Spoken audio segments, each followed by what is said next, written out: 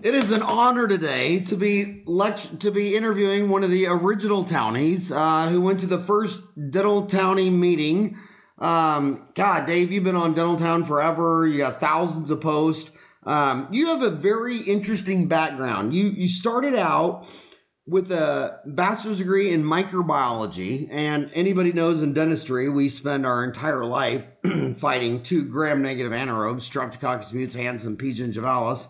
And you probably know about that, know more about those bugs than anybody I've ever met. And then you decided to go to dental school.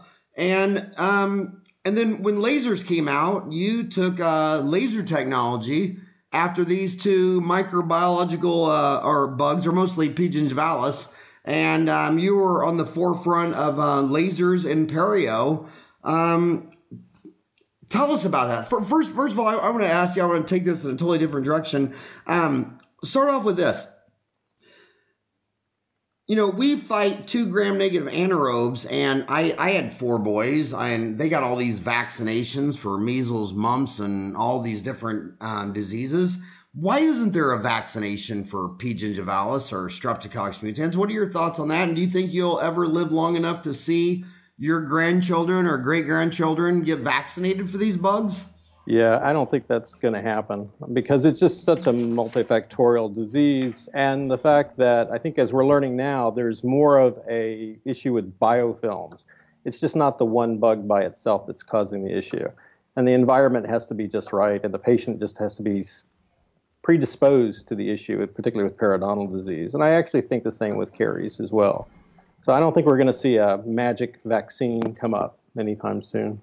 Will you elaborate a little more? I mean, you answered that in about 30 seconds, but a lot of dentists are profoundly perplexed by this. I mean, why measles, mumps, and rubella, and pertussis, and whooping cough, and all these, and not P. gingivalis? Well, or Streptococcus mutans. When we first look at disease, per se, particularly these viral diseases, it's one organism that can cause the disease itself. Not necessarily the patient has to be predisposed to it. But with periodontal disease, we have almost like an autoimmune factor where the patient is predisposed for the periodontal disease to begin with. So the host is susceptible. Okay, but talk about that. What's predisposed mean? Their genetic makeup? Yeah, their genetic makeup. So there are some genetic tests, which right off the top of my head, I'm forgetting at this moment, but there are some people that are just predisposed. They're going to get it. You know, they have to do things in their lifestyle and how they live and how they eat and how healthy they are and their stress levels. And that can help them get around getting periodontal disease, but more than likely they're going to get it. So they're predisposed to it, and then you introduce the bacteria, the P. gingivalis, which is normal, part of your normal flora. It's there. And then what happens is you get this environment that gets set up where this P. gingivalis can essentially go crazy. It can really grow real well. Who is it? Dr. Yekna used to refer to it as a neighborhood that's just gone downhill and the gang moves in. Well, it's the same thing. You have an area where somebody's not maintaining it. Their cortisol levels are up because their stress levels are up. All these things add to an environment to which these P. gingivalis can go crazy. So cortisol levels, they like that. They like low oxygen tension, which is usually what you find in the bottom of a sulcus, a deep pocket. So it's a deep pocket. There's no oxygen there. P. gingivalis just moves into the neighborhood, pushes all the good bacteria out, and then we have this exploding periodontal disease. And what year or what technology made you think you could start going in after that with a laser? You know, it was the first, there was a lot of reasons for going to the laser. And the laser wasn't initially for doing perio for me. It was actually the first dental town meeting that had me going off on lasers. And then after I started using them, I kept thinking that, yeah, you know what, I can use this for periodontal disease. And I tried different modalities. I tried the erbium laser, I tried the diode laser, I tried adding something called the perioscope along with it, and I never really could get the results that were predictable that I want. And that's what led me to the INDIAG or Millennium's LANAP protocol. And that's been really pretty predictable in its results that I can get. So you you were a LANAP instructor, or you still are for millennial. Yeah, I am. So explain to someone who doesn't understand lasers, and all we remember from physics is light amplification, stimulation, emission, or radiation. Why would an ND YAG be different than, say, the ADM $3,000 diode laser? Yeah. And also back in the day, carbon dioxide lasers were big in perio. Right. So it all goes back to wavelength of a particular laser. And what you want is you want a laser that has a good depth of penetration into the tissue, because the bugs just aren't in the sulcus. They're actually in the tissue. So you want a good depth of penetration into the tissue so you can affect the bacteria. And typically we think of P. gingivalis as being a pigmented bacteria. So not only you want the laser energy to go into the tissue, you want it to be absorbed specifically by the P. gingivalis. So the CO2 and the erbiums and the diodes aren't really good at being absorbed into the P. gingivalis or penetrating deep into the tissue without causing the tissue to be affected or basically burnt or coagulated. And the Nd:YAG does that. It penetrates the tissue without affecting the tissue, getting a deep penetration with a lot of high energy, and is absorbed into the P. gingivalis. And how many companies sell an Nd:YAG laser? Yeah, there's several companies that sell Nd:YAGs right now. Millennium is the one that sells it, that's set up specifically for the LANAP protocol. And T4 Dental, the Lightwalker, is also a combination, but it's a combination erbium Nd:YAG. And are those both good, or do you prefer the Millennium?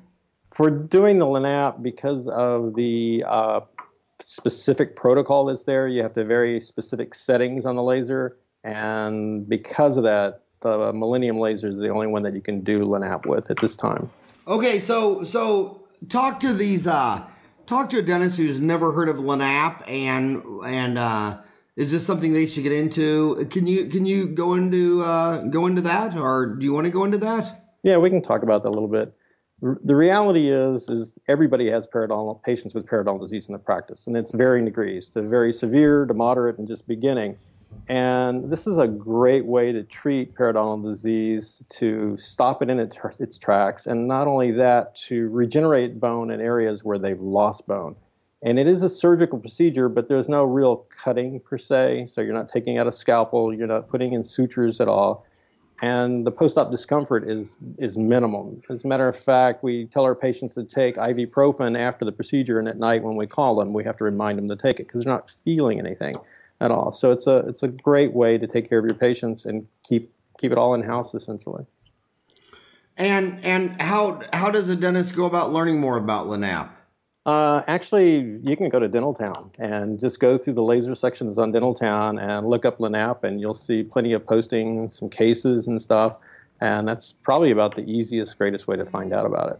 And by the way, you have two very amazing and popular courses on Dentaltown. One is Laser Basics, and a lot of dentists that are my age associate you with just I can't think of a bigger brand name in lasers and dentistry than you. I mean, first name that comes to my mind when I think of lasers dentistry is you. But now you're also doing a lot of Botox. How did you get into that? Well, it's kind of like the same reason I got into doing lasers. It's all about niche markets. And for me, lasers was a niche market that helped me hold on to my practice back in the day. And as things have changed in the economy, for me, Botox and dermal fillers has allowed me to do the same thing. So it's an added service that I can do into my practice that keeps things afloat.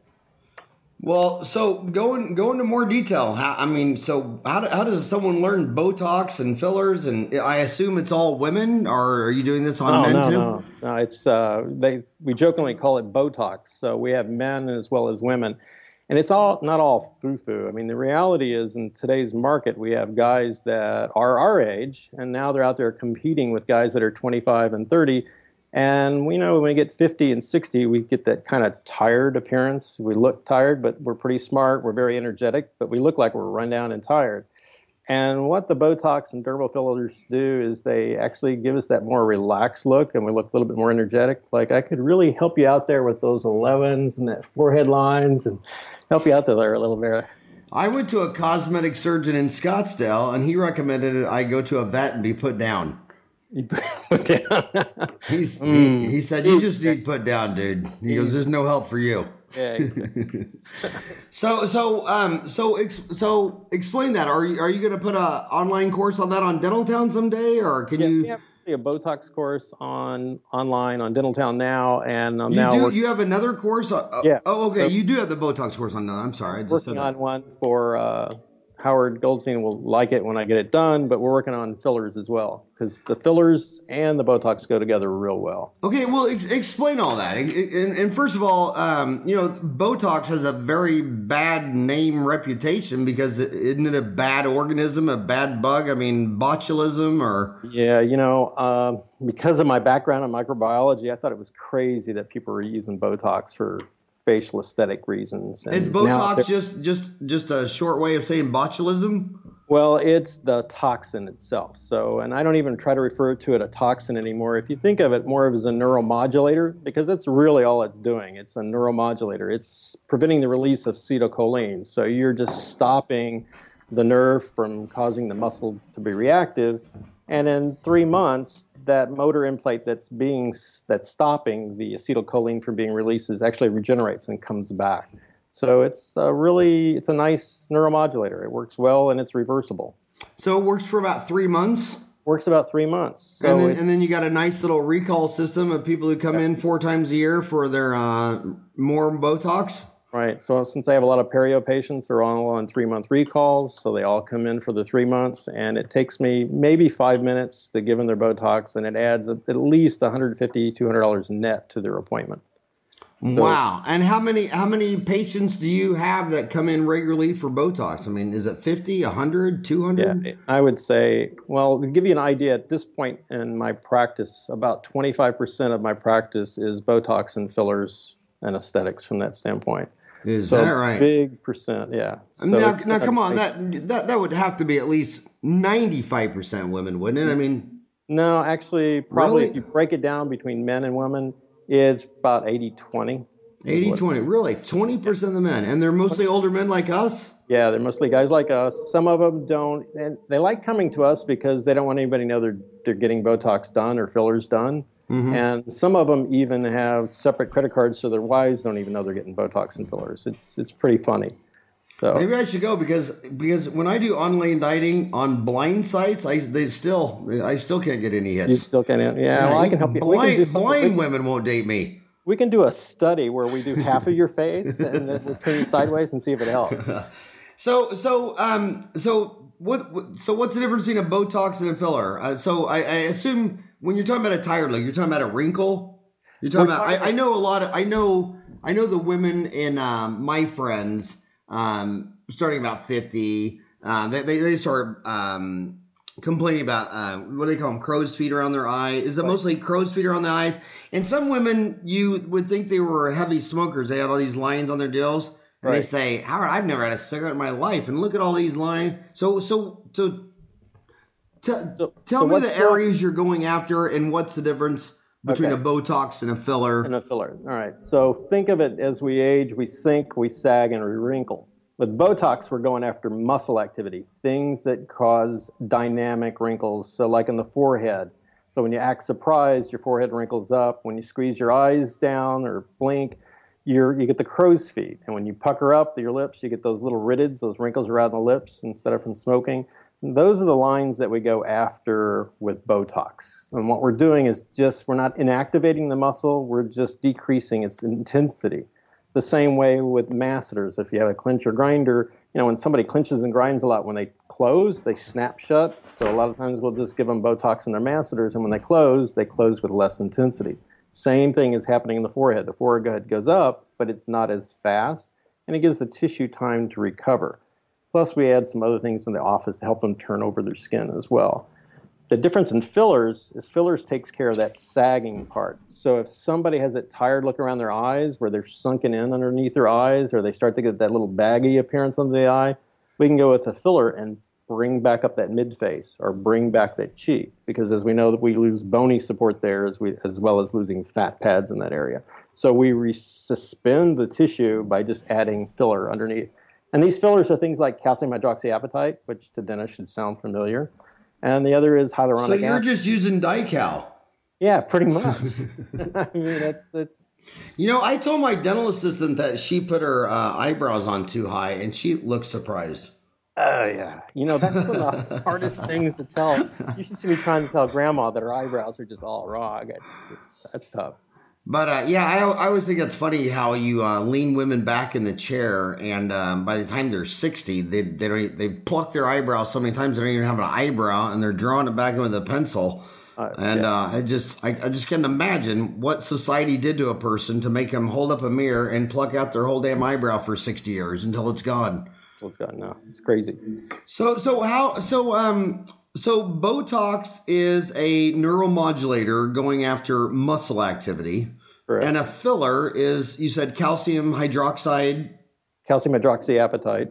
Calcium hydroxyapatite, and it's trying to fill in a depressed area. Yeah, so it fills in the depressed area, but it also stimulates collagen production, so the body builds its own collagen in that area as well. So it's kind of a reparative thing. And you grow a mustache so that you don't have to do it? I grew a mustache because I have a big scar on my upper lip. So. A big scar on your upper lip? Yeah. When you get that from longboarding? Did you eat a no, curb? those are on my... Well, we won't go where those are. By the way, I have to hand it to you. When I turned 50, I started to... I realized, okay, come on, dude. You're 50 years old. You're out of shape. And I signed up for the Ironman bike swim run. And you've been a huge inspiration for me because, man, you picked a...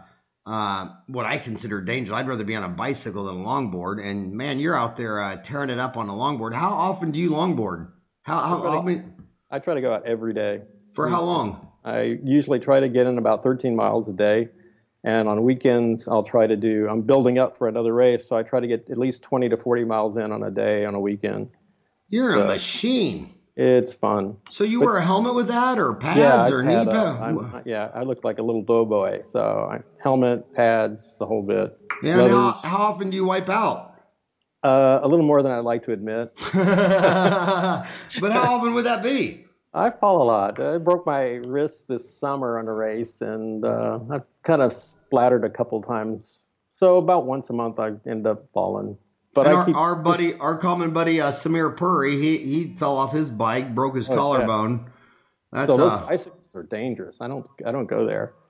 Yeah. So what did you want to talk about more? I got you for an hour. I've only got it 1/3 down. What do you want to talk about? You want to talk more LANAP, more Botox fillers? What did you want to? Because the reason I wanted to get you on there is let me ask you a question this way. We've been doing this for a long time, 30, 40 years. And there's a lot of kids out there that just walked out of dental school, $5,000 a year, just walked out. They're $300,000 in debt. That last recession we had was a knockout in 2008. Much of the country, even though it's 2014 now, it's been 6 years. Much of the country, the dentists are telling me my city's just flat. It's just kind of apathy. My city's not growing. It's not collapsing. It's just kind of flat. What advice, Dave, for someone who's, you've seen a lot of fads in dentistry, you've seen a lot of ups and downs, you've seen stock market booms and busts, real estate booms and busts. What would you tell these young kids that are 25 to 30 that are looking at our profession and saying, God, Dave, should I have been a dentist? Was this a good idea? What should they be focusing on? You know, things never change. When I graduated, they were saying the same thing, that dentistry's had its golden years and it's all bust at this point in time.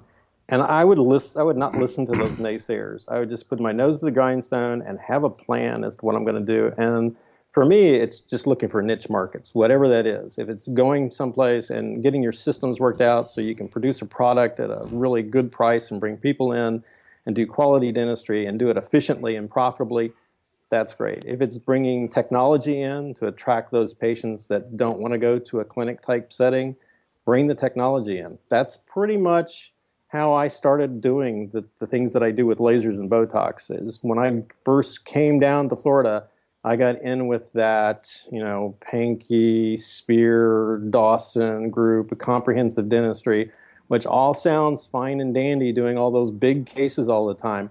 But it comes down to bread and butter dentistry when the market dumps. And you have to be able to be nimble and change. You have to be able to look at your numbers and decide if you need to change your strategy. And that's what I've continually done. I started off doing all comprehensive dentistry, sticking with that, finding that, you know, the guys that do really well in comprehensive dentistry, they're either in really big cities with high dollar patients, or they teach a lot. So for me, it wasn't working, and I still like doing it. So lasers came along, and it was like, you know what, I can add that niche into my practice, integrate it, bring in some of those patients that are fearful, still do my comprehensive dentistry, the things I wanted to do, and work it. And then the economy tanks again, so that's where I brought in the Botox and fillers, bring in a totally different kind of patient into the practice, kind of stimulate it, bring in the patients, bring in another producer, because I actually also have an esthetician in my practice. So not only do I have the hygienist and my assistants, I have an esthetician that I can use her to market for these aesthetic patients and then cross them over into dentistry as I need to. So what I tell these new guys is really just kind of don't just think you're going to just do that bread and butter dentistry all day long or comprehensive dentistry all day long. Keep an open mind, look at your numbers, and decide where you need to go with your practice. Don't get in a rut. You know, Henry Ford said it best. He said, you know, if your product just serves the richer upper classes, you'll be so poor you'll eat with the masses. But if you serve the masses, you'll be so rich you'll be living with the classes. Yeah. And that is, and I think it's funny how you said if you follow the comprehensive dentistry program, most of those guys make their big money from teaching. Yeah. Not out there. And I grew up in Wichita, Kansas, and now I'm in Phoenix. And, you know, I look at dentistry as like being a fireman. I just put water on disease. I mean, I'm across the street from the Guadalupe Indian Reservation, so 25% of my practice doesn't even speak English. And those homes over there, most of them are dirt floors with one light bulb hanging up. And I love those people the most. They're just so nice and sweet and humble, and God, they work hard and pay in cash. So yeah, I look at dentistry as like public health. If you come in, I can pull a tooth, I can do a root canal. But I haven't added this laser, the Botox filler. Gosh, I was wondering, do you go into offices to set those systems up, or if I was going to start doing this, Dave, what would you recommend for my office here in Phoenix? I mean, do you go in and teach staffs, or would you do lectures around, or the Dental Town course would do it online, or? The Dental Town course is a good course to kind of take just to see if it's something you're interested in, so you can get an idea that it's not this terrible toxin that, you know, it's going to poison somebody. That's a really great way to start. One of the things I also do is I'm teaching with Louis Malmacher, the AFE. So that's a good course. AFE? AAFE, the American Academy of Facial Aesthetics. AAFE, is that Lewis's group? That's Lewis's group. He started that? He started that about 5 years ago. He's got a hard last name to pronounce. Malkmacher? Malkmacher? Yeah, I'm not even going to try again. I just sorted it out. I think it's Malkmacher. Lewis, he's a good buddy of mine. Yeah, and he's very progressive. He has finally moved the courses to have an online component, so you can sit home and take all the didactic online, and then what you do is you come for one day, and in the morning you'll start learning how to do the Botox on live patients. So you bring your patients, and we do over the shoulder and help you inject, and then in the afternoon we'll do the filler in the afternoon, again over the shoulder, guiding you, helping you. And there's a good series of 4 courses that you can take. You can also have somebody come into your office as well. And that works out well, is pretty good too, because your patients are your patients, they're in your practice, it's your setting, so it's a lot easier in that respect. I would just be worried that all the patients would be upset because when I was done with them, they'd say, well, then how come I don't look as good as you? Do you think I'd get that complaint a lot? I think this would be a slam dunk for you. So you recommend starting with the online course Botox on Dental Town to learn all the didactics. Yeah. Another site is that Lewis's group. Is that www.aafe.com or .org or what is it? That'll get it's .com. That'll get them right there. aafe.com. Yep. And that's American Association. American Academy. American Academy of Facial Aesthetics. Academy Facial Aesthetics. Okay. And Lewis is in Baltimore, is he? Lewis is in Cleveland. Lewis is in Cleveland. Did he used to be in Baltimore? He may have a long time ago. But he's in Cleveland. He's in Cleveland. And you're in? I'm in Bayonet Point, Florida. Bayonet Point, Florida? Bayonet Point, Florida, yeah. Is that a suburb of something, or? No, it's just a hole in the wall. Like, how big's your town? It's probably 20,000 at max. And what's the closest big city that everybody would recognize? Tampa. And how far away Tampa? Tampa's 45 minutes away. Okay, and so that's close to, is that close to NASA? No, NASA's on the East Coast. So we're on the West Coast. Clearwater, St. Pete, Tampa. Venice, so you're on the Gulf then? I'm on the Gulf. Are you actually on the Gulf, or are you inland? About a half a mile from the Gulf. So I'm really pretty close. So okay, so then the dentist is probably thinking, so let's say I get in this Botox and fillers. You call them fillers or derma fillers? Derma fillers. So I take these courses, I get into Botox derma fillers. How did you let a town of 20,000 people know? And by the way, is this a rich, affluent retirement area, or is this middle class work in America? This is middle class work in America. I mean, our biggest employer in this area is the school systems and the public grocery store. And beyond that, it used to be real estate, but the real estate market has tanked and still not doing well here. The same goes for construction. So this is just grandma, grandpa, the regular working guy. So how did you let your town, say it again, Bantam? Bayonet, like a bayonet on a gun. Bannett? Yep.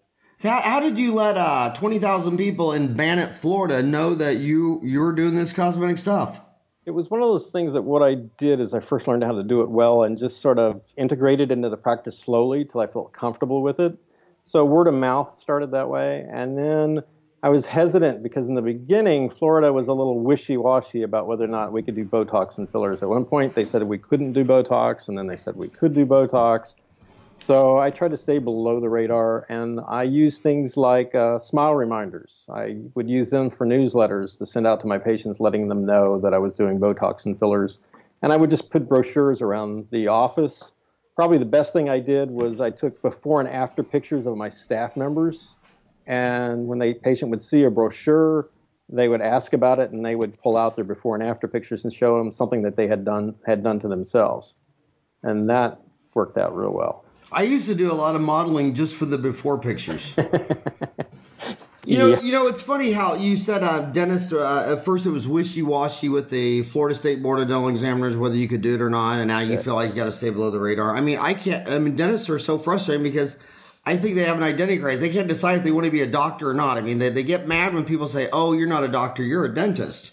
Yeah. But then their state boards don't want them to get into Botox or this. I can't give you a flu vaccine, but the pharmacist at Walgreens can. Yeah. I see patients dying of oral pharyngeal cancer from HPV, but I'm not allowed to give you an HPV vaccine. I mean, come on. Am I a doctor or am I a molar mechanic? Yeah, it's crazy. Yeah, I mean, in some places in Texas, an esthetician who takes like 3 to 6 months of courses can inject Botox. Does that make sense? And then a dentist can't. And a dentist can't. So yeah, it's crazy. And dentists move here that were educated in India and Russia and Brazil, and you would think they should just do a test and be a hygienist, right? And they say, oh no, you can't do hygiene. It's like, dude, this guy's a dentist from New Delhi, and you're saying he can't be a hygienist in Phoenix, Arizona, when some of these small rural towns can't even find a hygienist. Yeah, it doesn't make sense. So you know, I'm leery of saying to someone, hey, David, have you ever considered fixing those wrinkles with Botox and derma fillers? And him looking at me saying, dude, have you ever considered losing 30 pounds and getting a tan and wearing a wig? How do you tell someone that they could benefit from this? Yeah, you know the old thing with the magic wand. If there's anything they can do that we say about our smile, we just say it about their face. And generally, you don't even have to bring it up. I mean, when they see the brochures and stuff, usually what happens is they start thinking about it, and they do. Most of them ask my patients, I'm not my patients, but they ask my staff first, you know, is there anything he can do about this deep wrinkles in my forehead? I really hate them. I really hate how I'm sagging down here and I got jowls. or I always have, particularly in women, they get the angry look. And is there anything he can do to help with that? So it really just starts on its own. It's amazing. Yeah, in my 27 years, the most ortho and Invisalign starts I ever did was because half the staff was wearing Invisalign trays or were banded up, and they were saying, "Well, do you think that Invisalign works?" And the staff takes it right out in front of them. Yeah, you know, and then another thing I did was I went around to the cosmetologist. And I told them I would do any of their before and after bleaching if they'd put their before and after picture on the wall. And they all lined up for it. And a couple of them said, "Oh, I wish I could get the veneers." And I said, I'll do the veneers. If you put the 8x10 photos before and after right in your chair. And they absolutely did it. And that was a gold mine for veneers, especially from this one cosmetologist for about 10 years. Yeah. She was probably a third of my referrals for veneers. It's the cheapest form of marketing you can do. We do the same thing with hairdressers and stuff. I'll essentially do their Botox and derma fillers for the cross of the product. They do their before and after pictures they talk about it. We take their magazines, any of the magazines at the hairdressers that has ads for Botox or derma fillers, we put our stamp on it. And if they have any questions, call or go to our website. And that helps a lot as well. Oh, so you're just going in there and stamping their existing ads. Oh, yeah. Oh, my God. I never thought of that before. Now I got flat. Like, why didn't I think of that? Oh, yeah. It's a great way. I mean, it's perfect. That is awesome. So now there is a lot of product cost to this. That stuff is not cheap. Yeah. No, and it's also not packaged for individual patient. Isn't it like when you use it on a patient, there's a lot of leftover waste or? Yeah. No. Yes and no. So Botox, the way the company sells it and what's FDA approved is you use non-preserved saline, and it's only good for 24 hours. And there's 100 units of Botox, which is enough to treat about an average of 2, maybe 3 patients. So when you first start out, people are kind of worried about that because it's about $545 for the vial. And what the deal is... $545 for a vial of Botox? Yeah. And cocaine is what, 100 a gram, according to Miami Vice? So wow, that's an expensive drug. It's an expensive drug, but, that's about $5.45 a unit, and we sell it for $15 a unit. So it's about a $10 markup per unit. The key to it, though, is that that you use preserved saline, and now it's good for 4 weeks with 98% potency. So now you're saying there is preserved saline. Preserved saline, and it's the standard of care. Everybody uses preserved saline, so now it's good for 4 weeks. And if you can't use 100 units in 4 weeks, there's something wrong with you. There's no way it's going to go to waste. The other thing that you do is you have to have your systems down to where you can do this in a matter of moments. I mean, if you think about how much wasted time that's in our practice, even if you're really good about your time and you're not on Dental Town all day long or Facebook, in and out. I mean, I set my schedule up on 10-minute units of time, and I still have wasted time during the day. So I can easily go in to a hygiene appointment, and like doing a doctor check, I can go in and spend 5 minutes and get that Botox into that patient.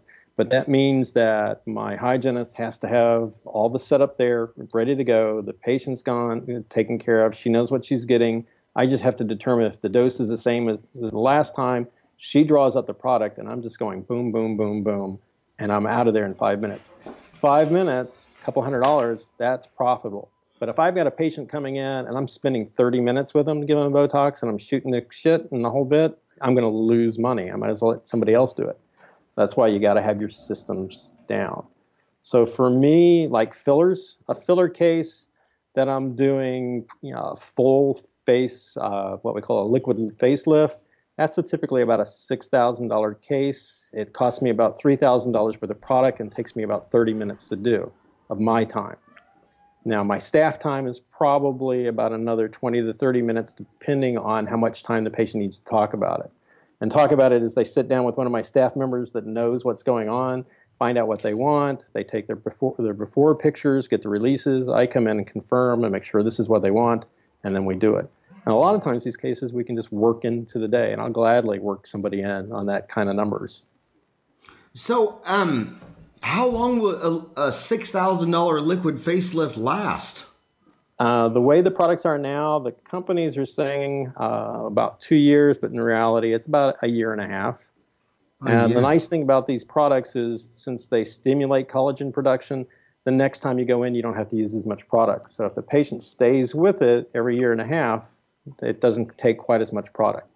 So are there any health concerns? What kind of a legal thing are they signing before they get Botox and derma fillers? And even if it's only 1 out of 1,000 or 1 out of 10,000, what can go wrong with this? Really, when you look at the releases, it probably doesn't look any worse than what we signed for endodontics. I mean, it's pretty, and you know how those releases are. But as far as with derma fillers, I mean, there are some concerns because you can get vascular occlusion.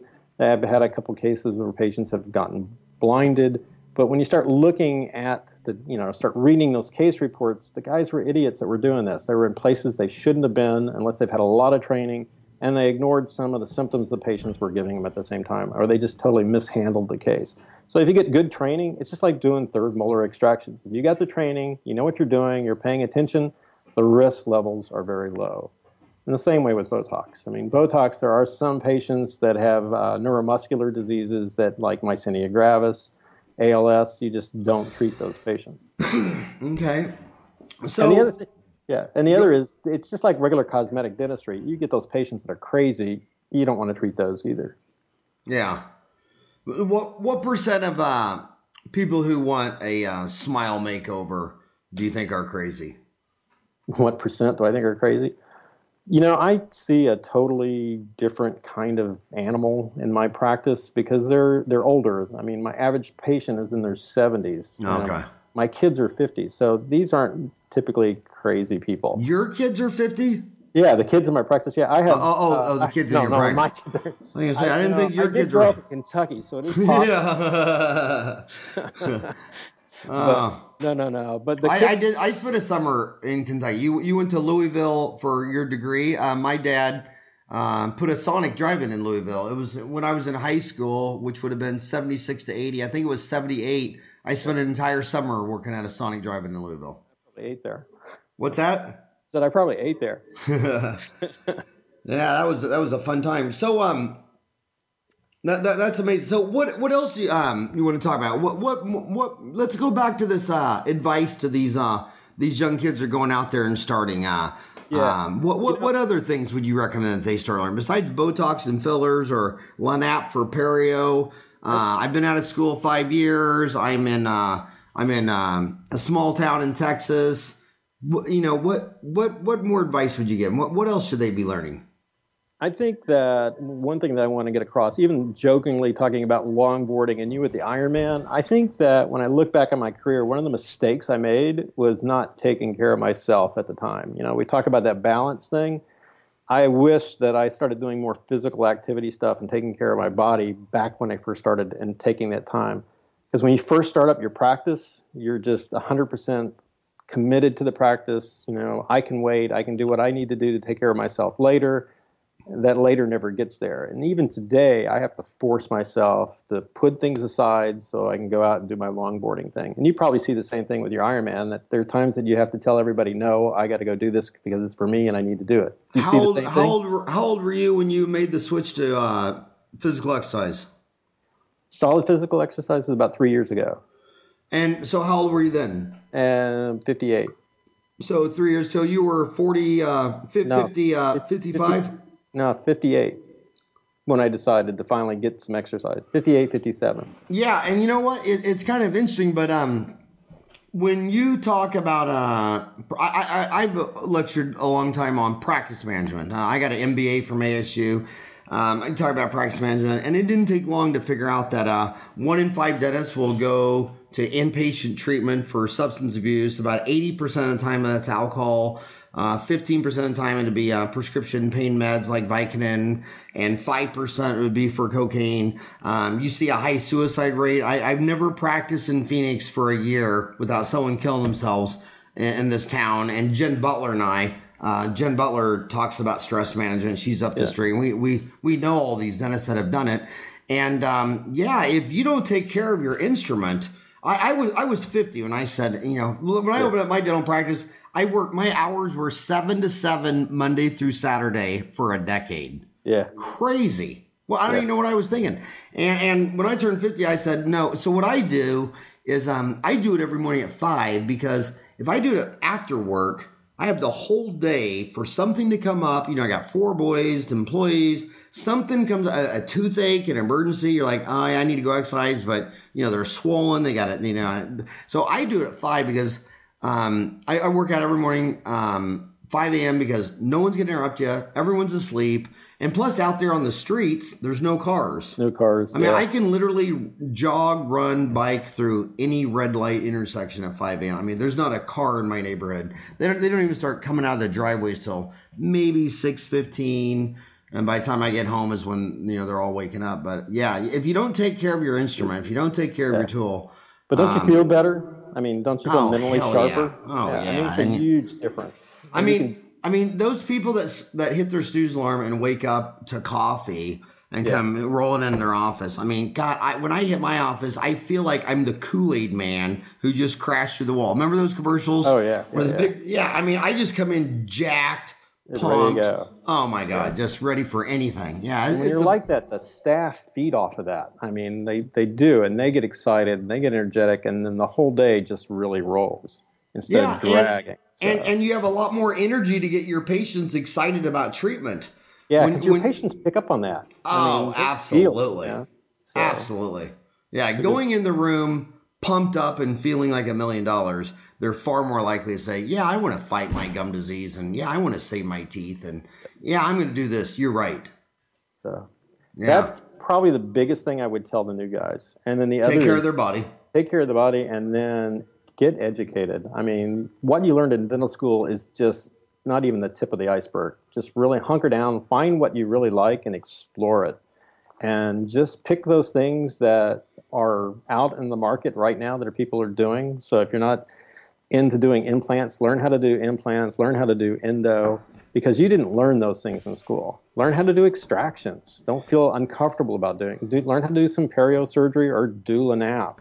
But just expand. Don't just go to these, like the ADA meeting and go listen to some promo lecture. It's really tough. And I think that's one of the hardest things for these guys when they come out, is they come out and they owe a lot of money. And these courses that we used to take that were $500 for a really good 2-day weekend course are now $2,500, $3,000. That's a big chunk of money to spend for a guy coming out of school. That's why I think those courses that you're putting online are really great for Dentaltown. So that's a great resource for somebody coming out of school, is just go through all those courses there and then follow the person that put up the course on the forums, and you can learn a lot of information about that. I mean, I wish I had that when I first got out of school. That would have been a great resource. And post cases, you know, when you have something that's going wrong or something you don't know about, you see that all the time on Dentaltown. And it's like having a whole group of advisors that come in. Some of the information is not so great, but some of it's really outstanding. You know, success is so counterintuitive, because most people, when they have a problem, they want to hide it in the closet. Yeah. And I've always said that the one word, one trait of every successful dentist I know that made it to the top like you is humility. So most people, if they screw up a root canal, don't want anybody to know about it. And then the humble guys go post it on Dentaltown and say, what did I do wrong? Yeah. And most people just want to put up, a picture of the deer they got with 15,000 antlers.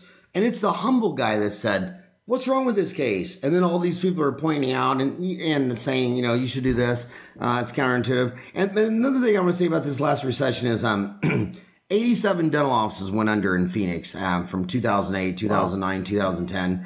And most of them were cosmetic dentists.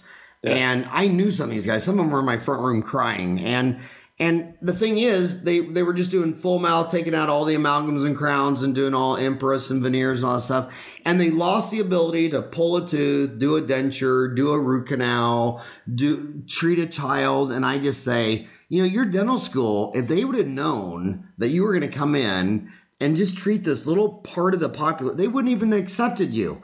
I mean, we're public health people, and how do you lose the ability to treat a 2-year-old who needs a pulpotomy, or a grandma who needs a denture, or a poor person that just needs his tooth extracted, or middle class that wants to save it with a root canal? And when dentists tell me they don't want to do extractions because they don't like blood, I'm like, well, dude, why did you become a doctor? Why didn't you become an engineer and work at Intel? Why didn't you become a programmer? I mean, how do you become a doctor on a human body and not like blood?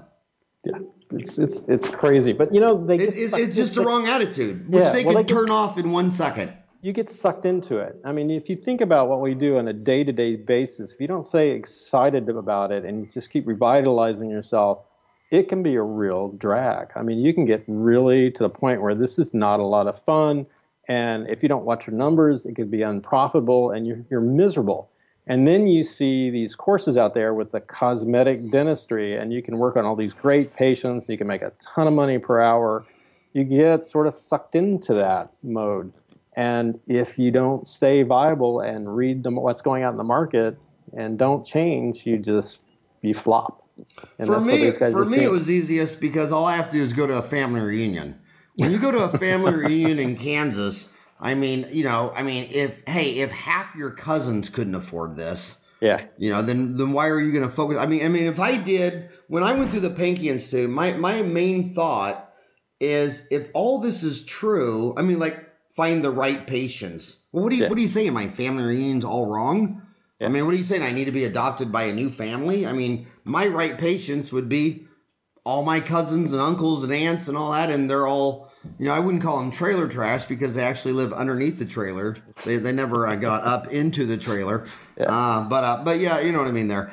So David, when I study the search data on Dentaltown, because we have, there's about 2,500 searches a day on Dentaltown. I noticed a big correlation between the amount of money they have to spend versus the searches. Like if you're trying to decide between two bonding agents and one's $100 and one's $110, you're probably more going after the bond strengths or whatever that. But when these guys are looking at people saying buy a CERAC and it's $100,000, buy a BioLace, it's $40,000, buy a CBCT, it's $100,000, they're stressed. I mean, if you bought a CBCT and a CERAC and a what is BioLace, about 40,000 or how much?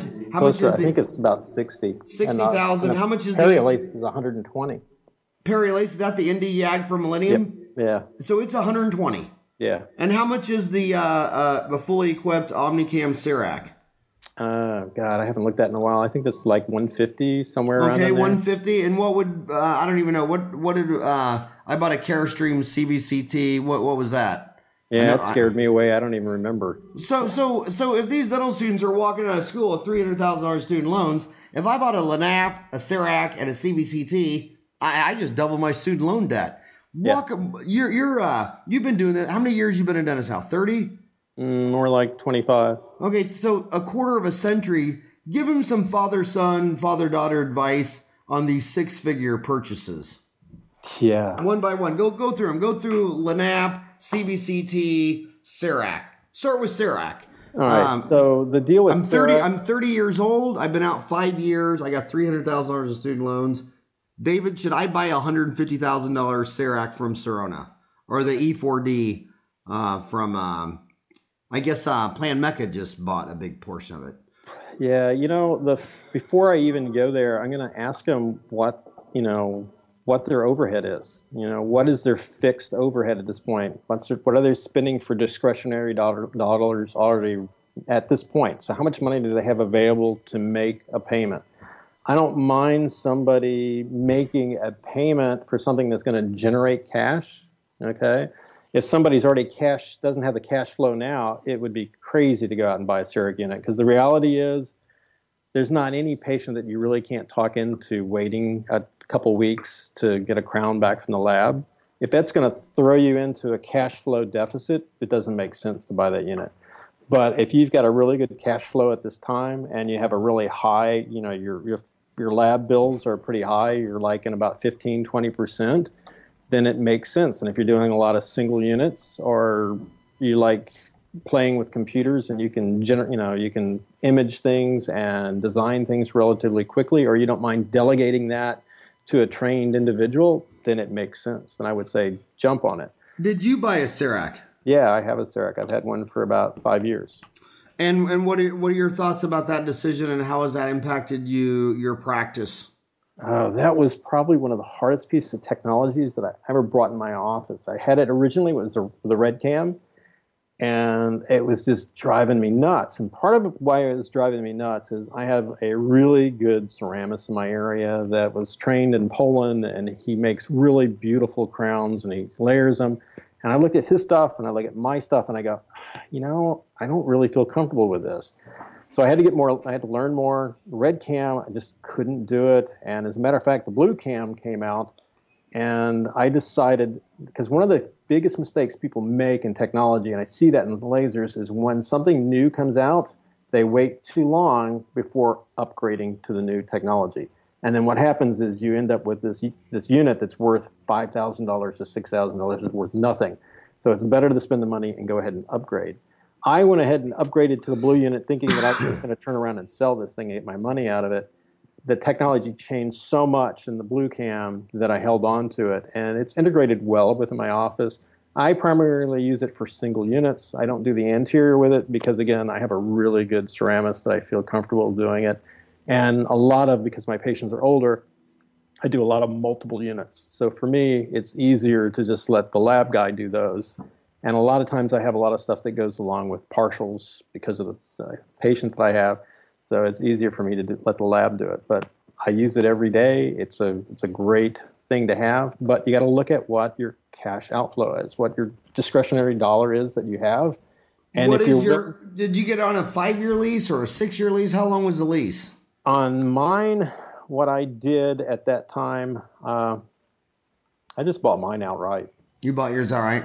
Yeah, because I had, that's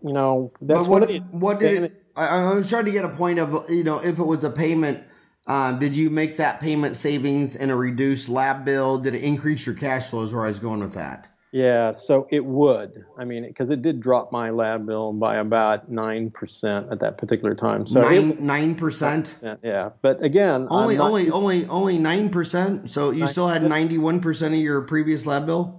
Yeah, when I first got it. Okay. So it wasn't okay, but you got to remember, I wasn't that happy with it. I can't tell you right offhand what it is now compared to what it was before I had it. So that's something I need to look at. But it does drop your lab bill depending on how well you integrate it and bring it in. So you can offset the cost of the unit by your lab fee. Definitely. Yeah, I'm chuckling that you were frustrated with the early Red Cam because I was so crazy. I actually bought the CEREC 1 in like 90, and that was horrible. I mean, that was like, my temporaries were better than that. So what did you do? And then 5 years later, I was so gung-ho on this, I tried the CEREC 2. It was it went from, just horrible to, are you kidding me? Yeah. And, but yeah, I stuck with it all those years, but it wasn't really until the CEREC 3, Red Cam or Omnicam? Omnicam's the last one. Mine's the Blue Cam, so I'm still, I have to make that leap. It was a huge buy as CEREC 3 Omnicam, but I did CEREC 1. In fact, it's funny because a lot of these CEREC teachers, I always tease Samir, he's probably one of the biggest CEREC teachers. He's probably the biggest CEREC teacher in the world. And it's like, dude, I had CEREC 1 when you were in grammar school.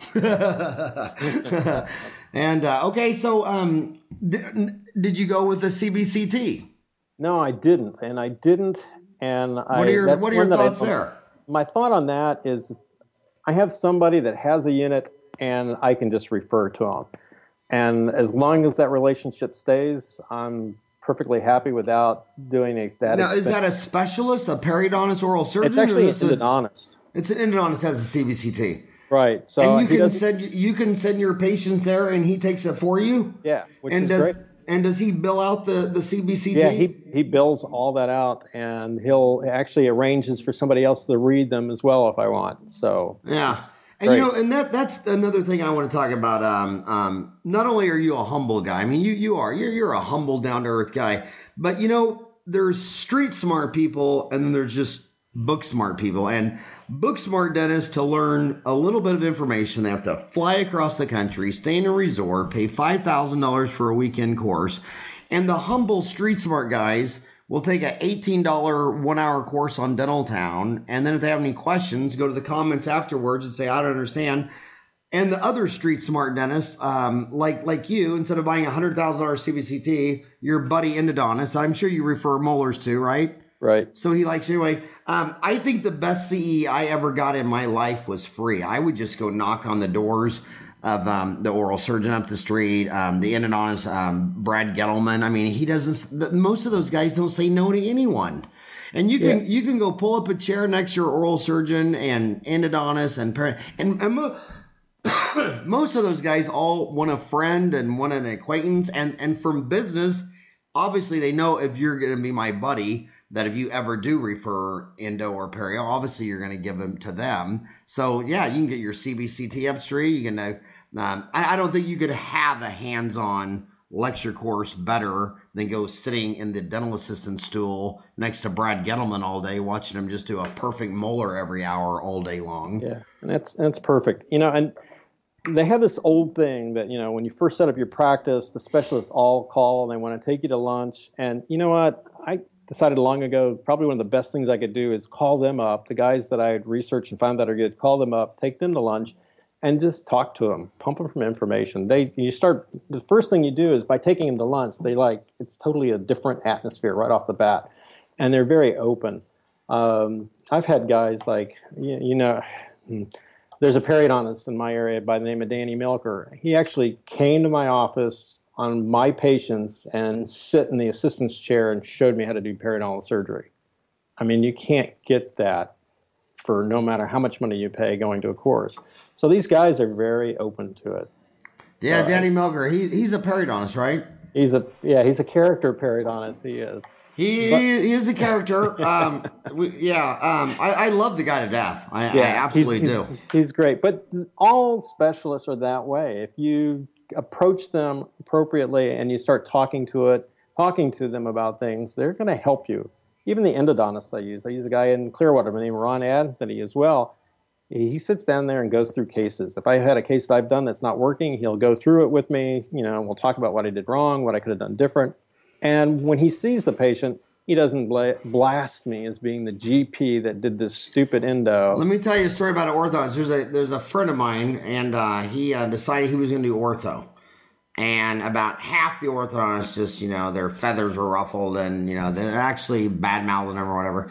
Gets into ortho, it's a very big practice. Only one orthodontist would ever talk to him or help him and, didn't care and, colleagues and all that stuff. And about a year and a half into this and starting 100 cases, he realized he hated it, didn't want to do it. And the orthodontist said, I'll take them all over for you. No big deal. Just send them to me. I'll just finish them for you.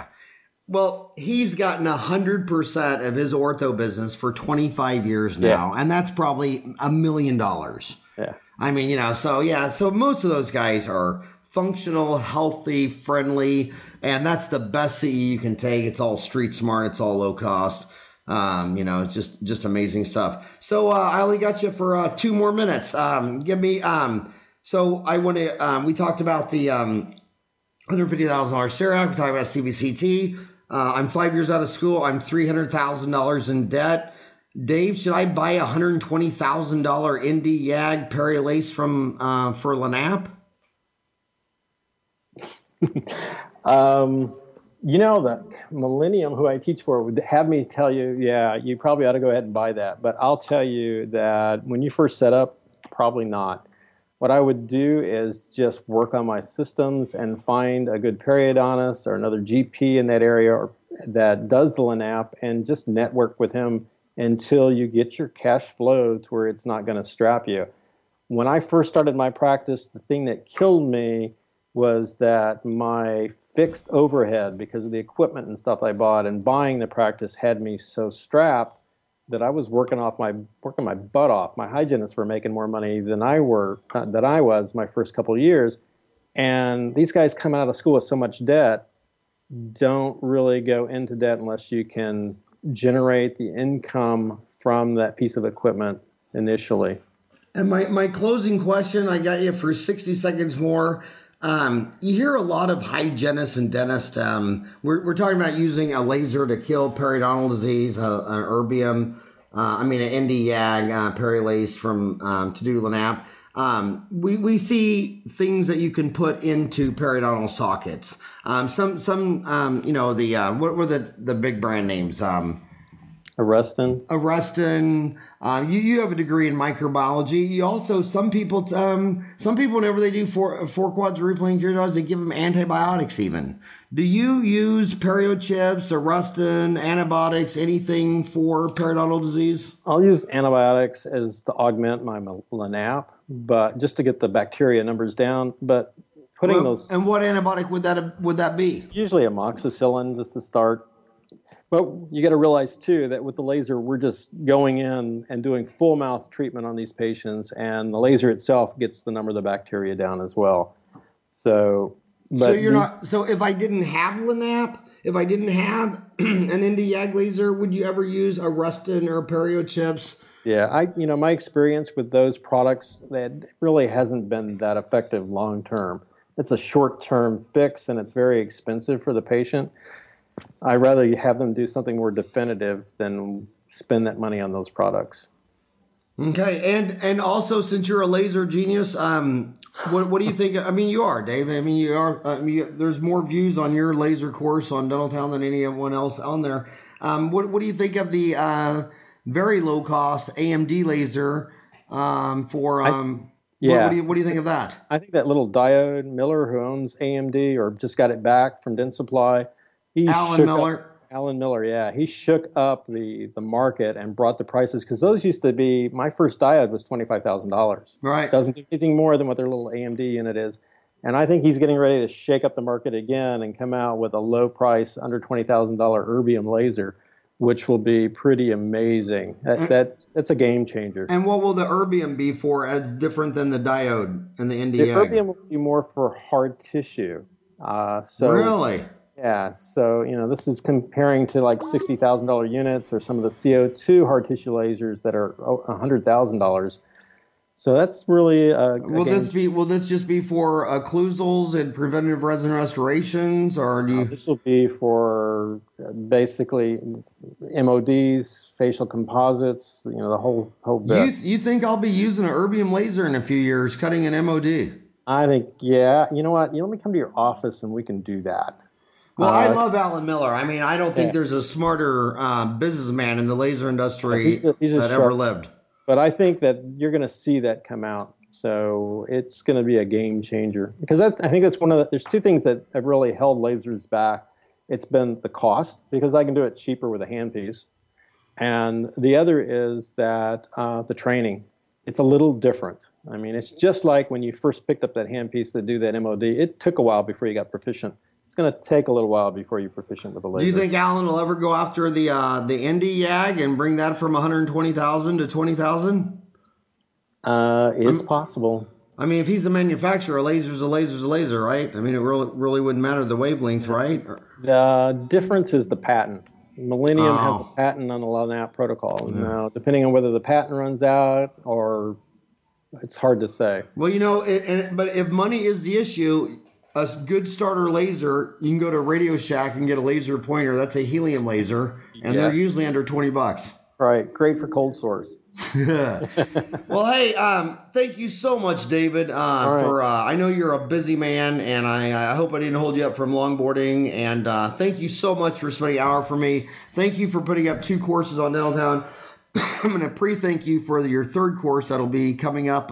You're going to finish that by Monday morning at 8 o'clock. And thank you for your thousands of posts, for your friendship over the years, and just for all that you do for dentistry in Dental Town. My pleasure, and thank you for having Dental Town. It's changed my life. And you know what? What is it, in 3 more weeks you do the Ironman again? 2 weeks, 16 days. Good luck. Oh, thanks, buddy. This old fat boy's going to need it. All right, buddy. Take care. Be good. See ya. Be good. See ya. Be good. See ya. Be good. See ya. Be good. See ya. Be good. See ya. Be good. See ya.